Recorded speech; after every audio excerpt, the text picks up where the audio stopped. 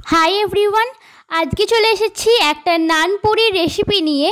কোনো রকম ইস্ট ব্যবহার না করে আপনারা বাড়িতে নরম তুলতুলে নান পুরি কীভাবে বানিয়ে নেবেন সেই রেসিপিটি আজকে আপনাদের সাথে শেয়ার করছি। আর তার সাথে থাকছে একটা স্পেশাল ঘুগনি। প্রথমে আমি এখানে নান পুরির ডোটা বানিয়ে নেব। নান পুরির ডো বানিয়ে নেওয়ার জন্য আমি একটা পাত্রে 700 গ্রাম ময়দা নিয়েছি, আর এর মধ্যে অ্যাড করছি 200 গ্রাম টক দই, 1 চা চামচ নুন, সামান্য চিনি, পরিমাণ মতো সাদা তেল। আর আমরা যেহেতু এখানে কোনো ইস্ট ব্যবহার করছি না, তাই 1/2 চা চামচ বেকিং পাউডার। এই সমস্ত উপকরণকে মিশিয়ে নেওয়ার পর পরিমাণ মতো উষ্ণ গরম জল দিয়ে আপনাদের ময়দাটা মেখে নিতে হবে। ময়দাটা সফটভাবে মাখা হয়ে গেলে এর উপরে সামান্য তেল লাগিয়ে এটাকে ভেজা কাপড় দিয়ে রুম টেম্পারেচারে 2 থেকে 3 ঘন্টা ঢেকে রাখতে হবে। এরপর নানপুরির তরকারি বানিয়ে নেওয়ার জন্য আমি এখানে আগে থেকে ভিজিয়ে রাখা মটর কলাই, কেটে রাখা আলু, পরিমাণ মতো জল, নুন, হলুদ সমস্ত কিছু দিয়ে এটাকে বেশ ভালো করে সিদ্ধ করে নেব। আর এদিকে আমার ঘুগনির আলু মটরও সিদ্ধ করা হয়ে গেছে।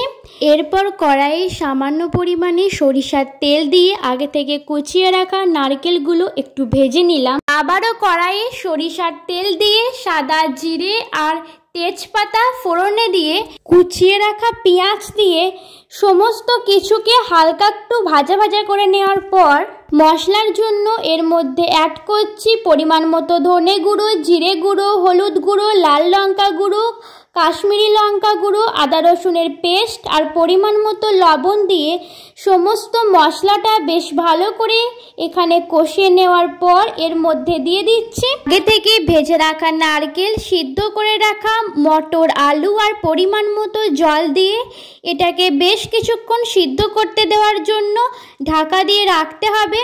এরপর ঢাকা খুলে ওপর থেকে গরম মশলা ছিটিয়ে দিয়েছি। তো দেখতেই পাচ্ছ আমার এখানে ঘুগনি তৈরি হয়ে গেছে। আর এদিকে আমার নানপুরির ডোটা 2 ঘন্টা মতো রেস্টে রাখা হয়ে গেছে। এরপর আমি ওই ডোটা থেকে কয়েকটা নানপুরির শেপ গোল গোল করে কেটে নিয়েছি। আগে থেকে কেটে রাখা নানপুরির ডোগুলো সামান্য একটু সাদা তেল দিয়ে বেলে নেওয়ার পর ভেজিটেবল অয়েলে নানপুরিগুলোকে হালকা আঁচে ভেজে নিতে হবে। তো দেখতেই পাচ্ছ আমার এখানে প্রত্যেকটা নানপুরি কতটা ভালোভাবে ফুলছে। এইভাবে আমি প্রত্যেকটা নানপুরি ভেজে নিয়েছি। তো তোমরাও এইভাবে বাড়িতে নানপুরি আর স্পেশাল ঘুগনির এই রেসিপিটা বানিয়ে নিতে পারো। ভিডিওটা ভালো লাগলে চ্যানেলটা সাবস্ক্রাইব করে আমার পাশে থেকো। সবাইকে অনেক ভালোবাসা। বাই।